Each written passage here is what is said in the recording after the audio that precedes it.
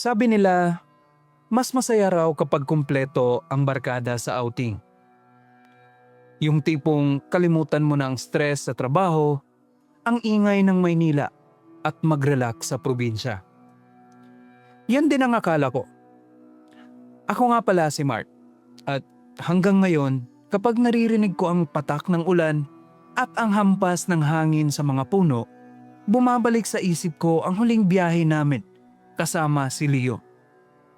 Kung alam ko lang, kung nakinig lang sana ako sa kutob ng girlfriend kong si Sarah, sana buhay pa siya. Sana hindi kami sumama kay Camille, pabalik sa isang lugar na pinagmulan niya. Ang baryo San Macario. Aray ko naman, Mark. Dahan-dahan naman sa pag-drive. Sumasayad na yung bituka ko sa mga lubak eh. Camille, sigurado ka bang may kalsada pa rito? Kanina pa tayo walang signal eh. Oo naman, Leo. Ganyan talaga pagpapuntang baryo namin. Tago kasi. Pero promise, pagdating natin doon, presko ang hangin. Tsaka madaming pagkain at hindi na kayo gugustuhin umalis pa. Hayaan mo na yan si Leo, Cam. Naubusan lang yan ng makakain kaya nag-iinarte. Pero malayo pa ba talaga? Dumidilim na eh. Medyo madulas ang kalsada gawa ng ulan. Mark, parang kanina pa tayo paikot-ikot. Napansin niyo ba? Mag-iisang oras na tayong walang nakakasalubong na kahit anong sasakyan. Kahit tricycle man lang. Tapos yung mga puno, parang ang lalaki na masyado. Naku, Sarah. Huwag kang praning. Mamaya, aswangin pa tayo rito eh. Uy, Camille, may aswang ba sa inyo? Tumawa si Leo. Pero nang silipin ko si Camille sa rearview mirror, nakita ko siyang nakatitig sa likod ng ulo ni Leo. Hindi siya nakangiti, walang emosyon ang mga mukha niya. Isang malamig na tingin na nagpatayo sa balahibo ko sa batok. Pero bago pa ako makapagsalita, bigla siyang ngumiti ng napakatamis. Aswang? Sus, matatanda lang naniniwala dyan, Leo. Huwag kang mag-alala. Ligtas kayo sa akin. Ay, Mark, liko ka dyan sa kanan. Dyan sa may malaking puno ng balete. Ayan na ang arko. Nasa San Macario na tayo. Pagbaba namin ng sasakyan, bumungad sa amin ang isang baryo na parang napag-iwanan ng panahon. Walang mga poste ng kuryente. Mga lampara lang na may kulay kahel na apoy ang nagbibigay liwanag sa mga luma at kahoy na bahay. At ang amoy, napakabigat. Amoy ng basang lupa, kalawang at parang karne na nakabilad. Ay, salamat. Nakaunat din ang binte. Grabe. Ang dark ng aesthetic ng baryo nyo, Cam ha. Walang 7-Eleven. Hali kayo. Dumiretso na tayo sa bahay ni na Tita Rosa. Ayan na pala siya eh. Camille, Apo, dumating ka na rin. At dala mo ang ating mga bisita. Opo, tita. Si Mark po, yung nag-drive. Tapos ang girlfriend niyang si Sarah. At ito pong matakaw naming kaibigan, no? Si Leo po ito. Magandang gabi po, Tita Rosa. Pasensya na po kung ginabi kami ng dating. Lumapit sa amin ang matanda. Ang mga mata niya ay parang may katarata. Halos puti na ang kabuuan. Inamoy niya ang hangin sa tapat namin. Literal na inaamoy kami na parang mga aso na kumikilatis ng bisita. Kay bango. Lalo na ang batang ito. Sara, no? Napakapula ng iyong pisngi. Napakasariwa. At ikaw naman, Leo. Ang lusog-lusog mo. Saktong-sakto. Saktong-sakto ang pagdating nyo para sa pista ng mga ninuno bukas. Salamat po. Sige po, pasok na po tayo. Medyo nilalamig na rin po kasi ako eh. Naku, Ako din po, Tita Rosa. Naamoy ko na yung niluluto yung galing dito sa labas. Adobo ba yan? Kaldereta? Gutom na po talaga ako. Nalinis sa kusina. Nagluto ako ng espesyal na putahe ng mga taga rito. Masarap at napakasariwa. Kaninang hapon ko lang to kinitil. Nakaupo kami sa isang mahabang hapagkainan na gawa sa Nara. Walang kuryente, tanging mga kandila lang ang nagbibigay liwanag. Sa gitna ay isang malaking bandihado ng karne na may malapot at mapulang sarsa. Walang pakialam si Leo. Subo lang siya ng subo. Pero si Sarah, tahimik lang at nanginginig ang mga kamay. Grabe. Tita Rosa, ang sarap nito ah. Ano bang klaseng karne to? Parang baboy na ewan. Ang lambot. Tapos manamis-namis yung dugo. Sarap. Bigyan mo pa nga ako ng kanin, Kam. Hinay-hinay lang, Leo. Baka mamaya, empatsuhin ka niyan. Wala tayong ospital na malapit dito. Babe, ba't hindi mo ginagalaw yung pagkain mo? Mark, ayoko. Ang lansa ng amoy. Tapos, tingnan mo yung karne, oh. Parang hilaw pa yung loob. Tumutulo pa yung dugo sa platito ko. Hindi to baboy. Masarap yan, Sarah. Tikman mo lang. Special recipe ng angkan namin yan. Sayang naman ang paghahanda ni Tita Rosa kung hindi mo titikman, di ba? Busog pa kasi talaga ako, Kam. Marami akong nakain sa van kanina. Baka pwedeng magpahinga na lang muna kami. Kung ayaw kumain, huwag niyong pilitin. Baka pumayat. Mas mainam na yung kalmado ang kalamnan. Halika, ihatid ko na kayo sa mga silid niyo. Mark, Sarah, doon kayo sa kwarto sa itaas, tas ikaw naman Leo, dito ka sa ibaba matutulog. Sa kwartong katabi ng kusina. Nako, the best yan, tita. Para malapit sa kaldero pag nagising akong gutom. Hinatid kami ni Tita Rosa sa itaas. Lumang kahoy ang sahig. Bawat hakbang ay tumutunog. Bago niya isara ang pinto ng kwarto namin ni Sarah, lumingon siya sa akin at ngumiti.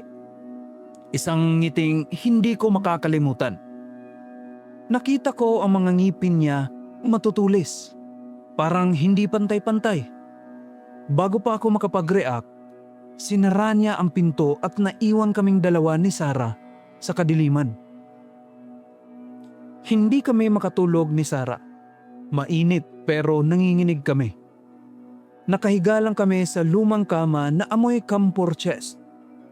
Madaling araw na sana nang nagsimula ang mga kababalaghan. Mark, gising ka pa ba?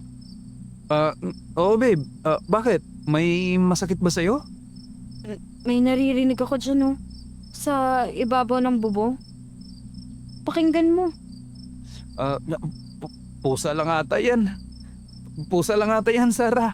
O baka bayawak. Malapit kasi tayo sa puno eh. Hindi, Mark. Malaki siya. Ang bigat ng yapag, oh. At pakinggan mo to. Tik-tik yan, Mark. Narinig ko na yan sa probinsya ng lola ko nung bata pa ako. Sabi nila kapag mahina ang tunog, ibig sabihin nasa malapit lang sila. Nandyan lang siya sa labas ng bintana natin, Mark. Shh! Huwag kang maingay. Tatayo ako. Titingnan ko. Dahan-dahan akong tumayo. Dinampot ko yung flashlight sa bag ko. Bawat hakbang ko palapit sa kapis na bintana, mas lalong bumibilis ang tibok ng puso ko. Ang tunog ng tiktik ay paikot-ikot, parang naglalaro sa pandinig namin. Nang buksan ko ng kaunti ang bintana,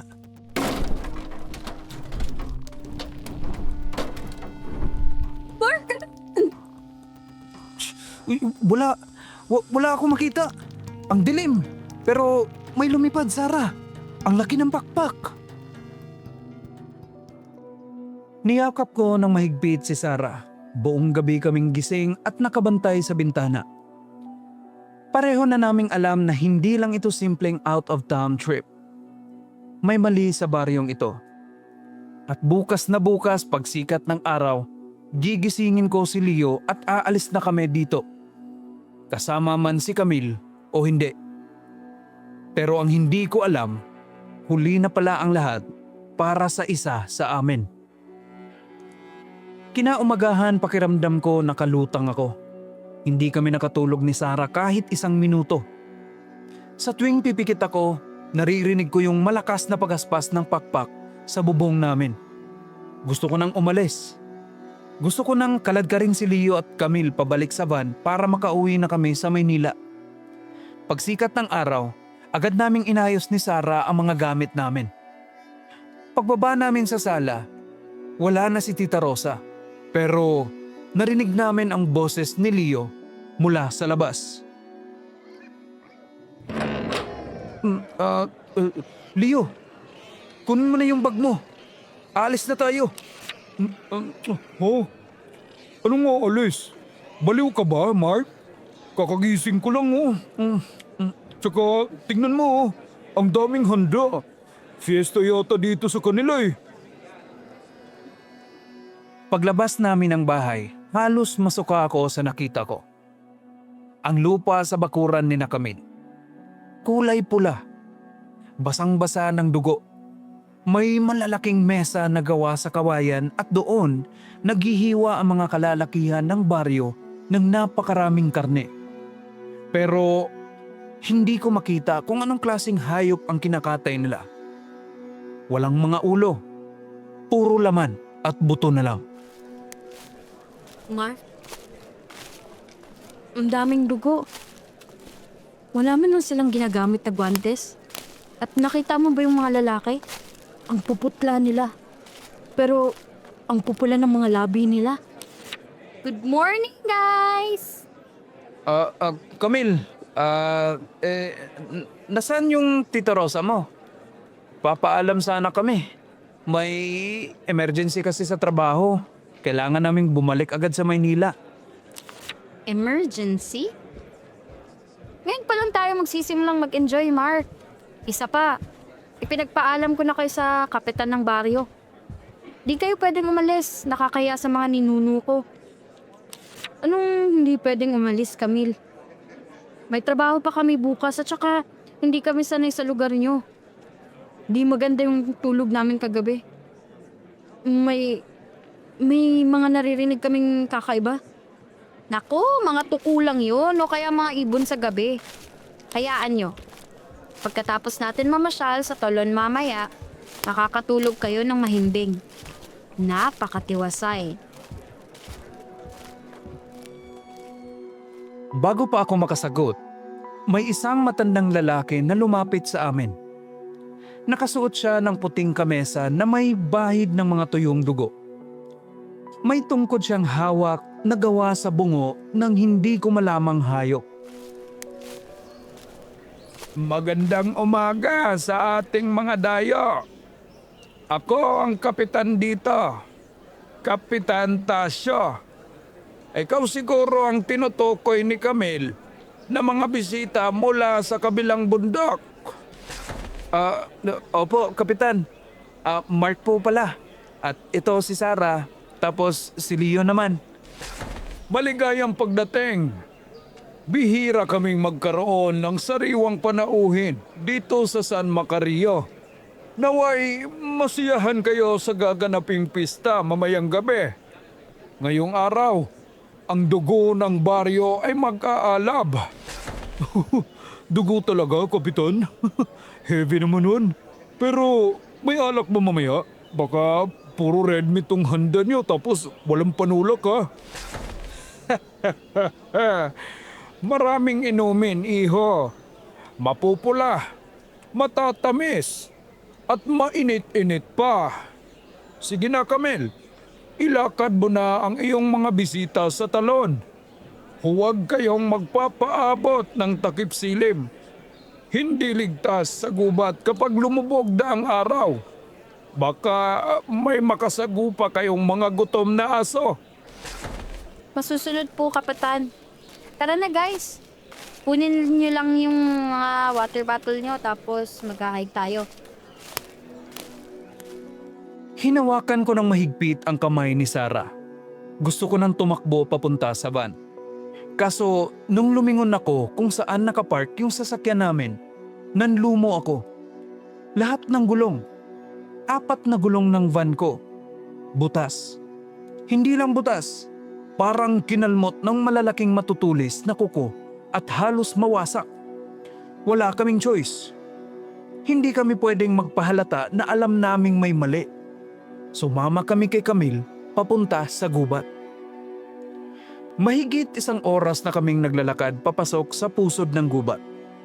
Habang palayo kami ng palayo sa baryo, mas nagiging kakaiba ang paligid. Nawala yung tunog ng mga ibon, kahit mga insekto, hindi mo marinig. Parang patay ang gubat. At ang higit na nakakakaba, wala kaming makitang talon. Kahit lagaslas ng tubig, wala. Camille, asa na ba tayo? Parang ang layo na natin ah.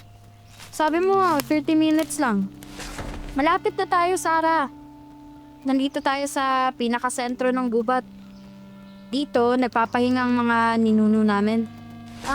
Anong ibig mong sabihin? Wala namang sementeryo dito ah.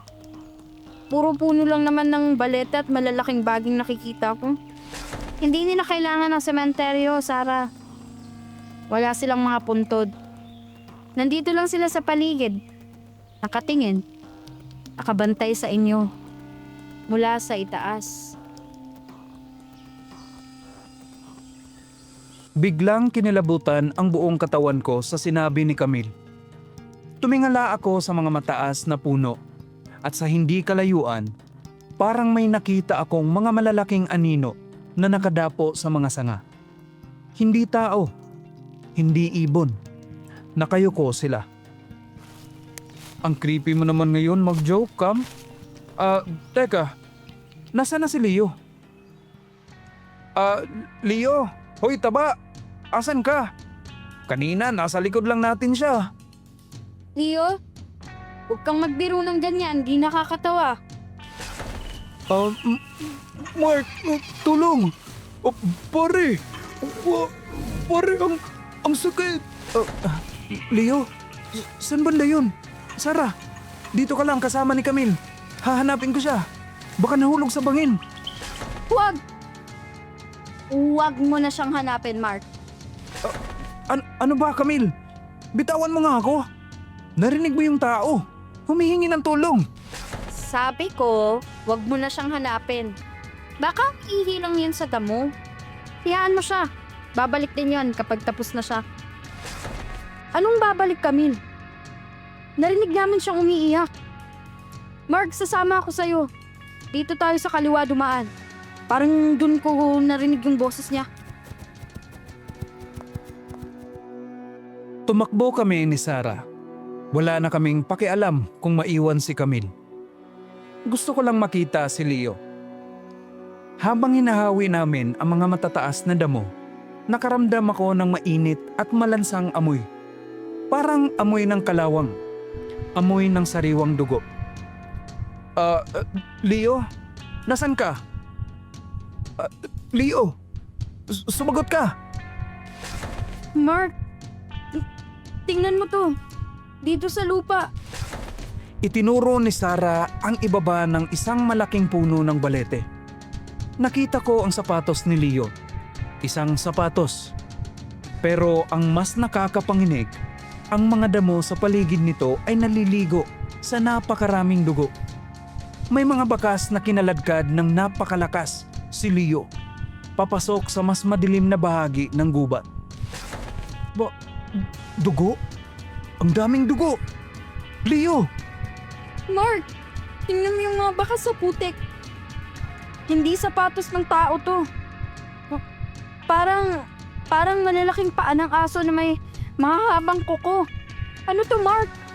Anong dumakip sa kanya? Sabi ko naman sa inyo eh. Huwag niyo na siyang hanapin. Camille? Paano ka nakarating agad dito ng ganong kabilis? At ano nangyari kay Leo? Sino gumawa nito sa kanya? Walang sino, Mark. Si Leo. Si Leo ay nauna na sa lahat. Siya ang pinakaunang ihahain sa pista natin mamaya. Kasi hindi kumpleto ang pagpapasa sa akin ng korona ng pagiging reyna kung walang sariwang atay ng isang kaibigan. Baliw ka! Mamamatay tao! At kayong dalawa, kayo ang susunod na gagawing pulutan ng aking mga ninuno. Mark, takbo tayo!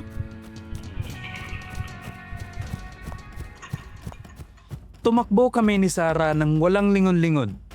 Hindi ko na alam kung saan kami papunta. Ang gubat ng San Macario na kanina ay tahimik, ngayon ay parang buhay na buhay at pilit kaming nilulunok. Wala kaming makita kundi mga anino ng matataas na puno. Ang lamig ng hangin ay parang yelong humihiwa sa balat. Pero ang pawis namin ay tumatagaktak. Sa tuwing titingala ako, may nakikita akong malalaking anino na nagtatalunan sa mga sanga. Sinusundan nila kami. Pinaglalaruan. Mark! Mark, hindi ko na kaya. Ang sakit na ng dibdib ko, ayoko na. Huwag kang hihinto! Huwag kang hihinto, Sarah! Pakiusap! Konti na lang! Kailangan nating makahanap ng pagtataguan. Bilis! Nasaan na si Camille? Ba't niya ginawa sa atin to? Lumingon ako sa likod namin. Walang sumusunod sa ibaba. Pero alam kong nandyan lang sila sa itaas. Yung sigaw kanina, hindi yun galing sa hayop. At ang itsura ni Camille, nang tingnan niya kami kanina, yung mga mata niya parang walang kaluluwa. Itim na itim. Aray! Sarah! Nadapa ka ba? Teka! Tayo! Dali! Hawakan mo kamay ko!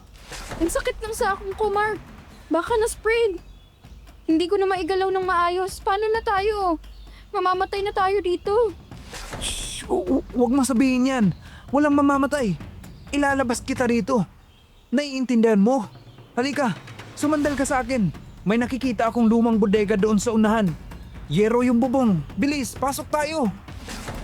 Pumasok kami sa isang inabandonang estruktura na gawa sa kahoy at yero.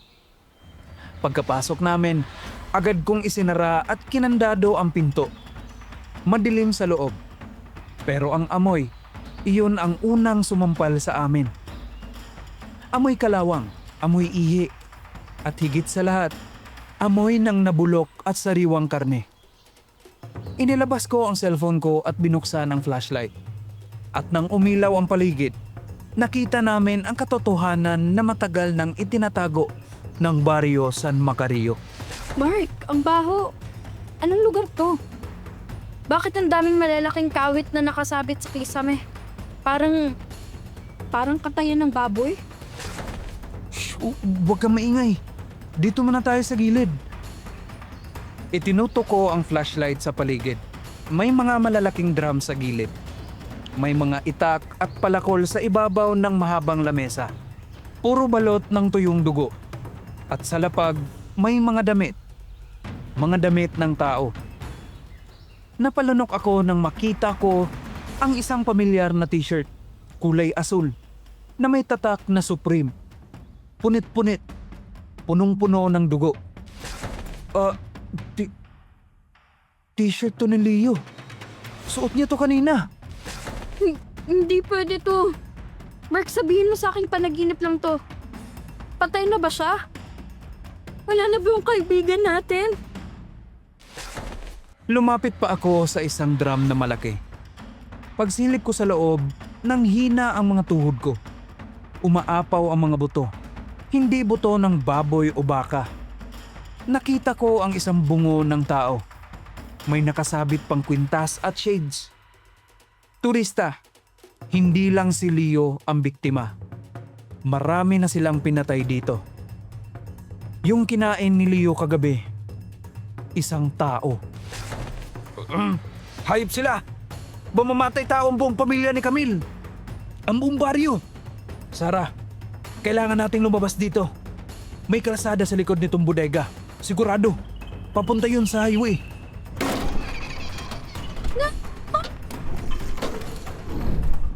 Natigilan kami. Ang tunog ng tik-tik. Kung kagabi ay malayo ito, ngayon ay nasa ibabaw na namin ito. May narinig kaming malakas na kalabog sa bintanang kapis sa itaas. Nabiyak ito. At mula doon, dahan-dahang pumasok ang isang bulto.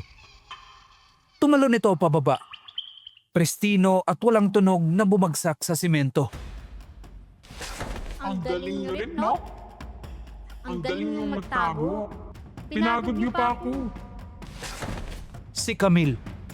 Pero hindi na siya ang kaibigan namin. Ang buhok niya ay magulo.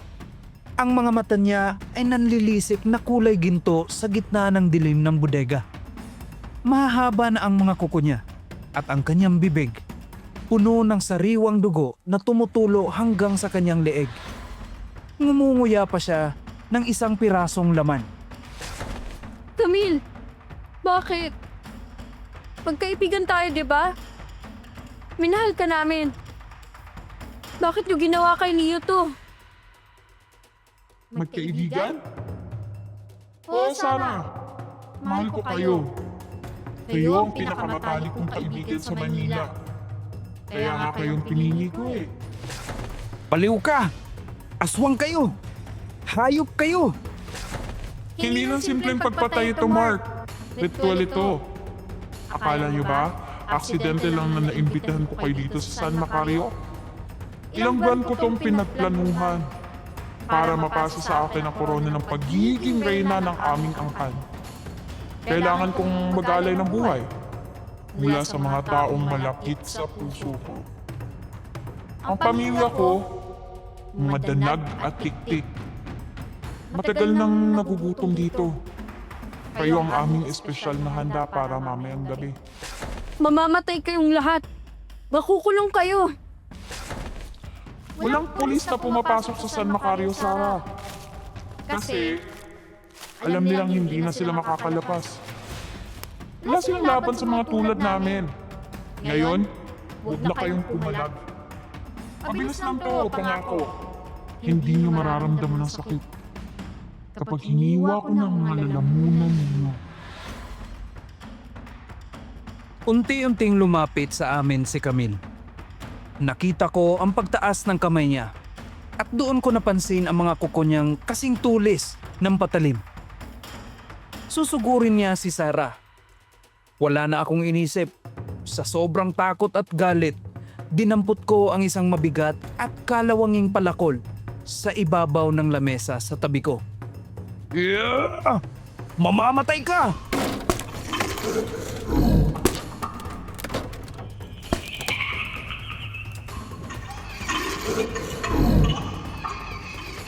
Hiniwa ko siya sa balikat. Umatras si Camille habang umuungol na parang asong ulol.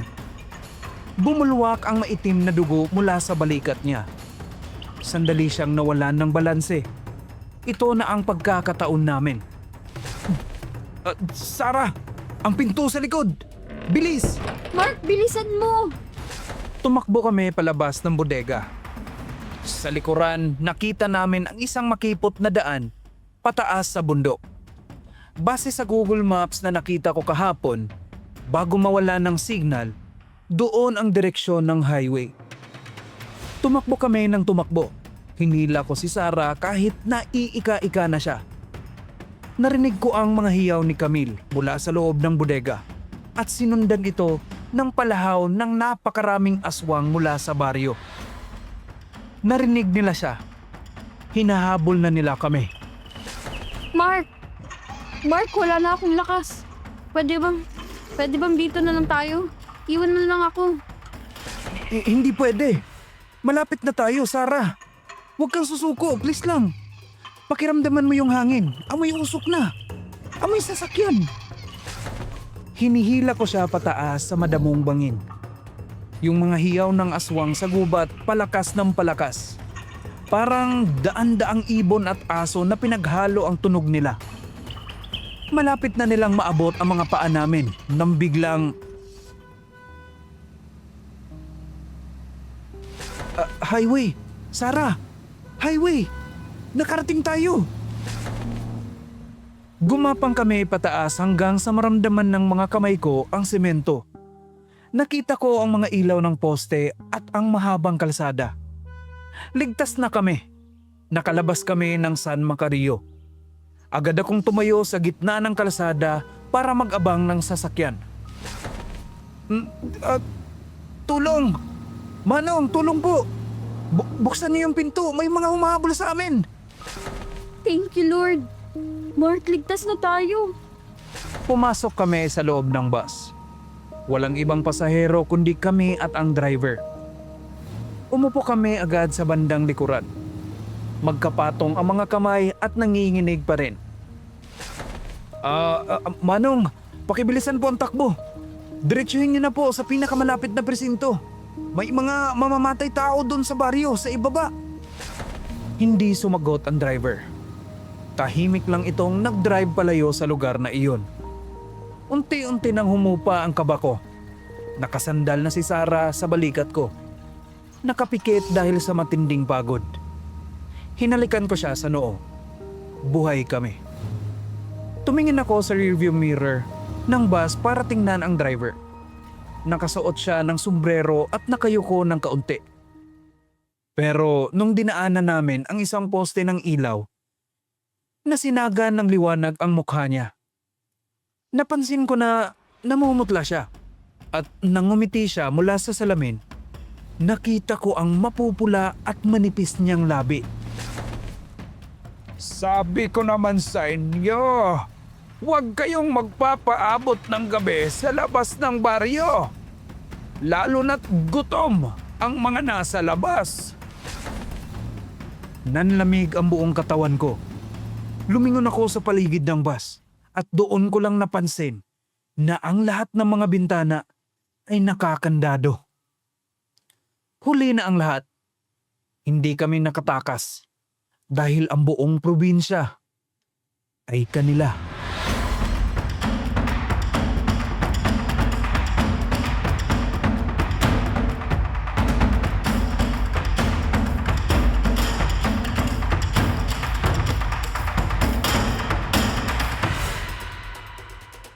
At dyan nagtatapos ang ating kwento. Buhay pa ba kayo dyan? Nakasurvive ba kayo hanggang dulo? Kakatakot yun ah. Maraming salamat sa panunood at pakikinig sa aming special horror story ngayon. Sana ay napuyat namin kayo. Kung na-enjoy nyo ang boses namin at kinalabutan kayo sa kwentong ito, huwag kalimutang mag-iwan ng like. I-share nyo na rin sa mga barkada ninyong mahilig mag-outing para may maisip sila habang nasa biyahe. At syempre, mag-subscribe at hit ang bell button para lagi kayong updated kapag may bago kaming upload. I-comment niya rin sa baba kung anong part ng kwento yung pinaka nagulat kayo. Muli, ako si Mac. Ako si Princess. Hanggang sa muli nating takutan at laging tandaan, kapag may narinig kayong tiktik na mahina ang tunog sa ibabaw ng bubong ninyo ngayong gabi, Huwag na huwag kayong sisilip sa bintana. bye!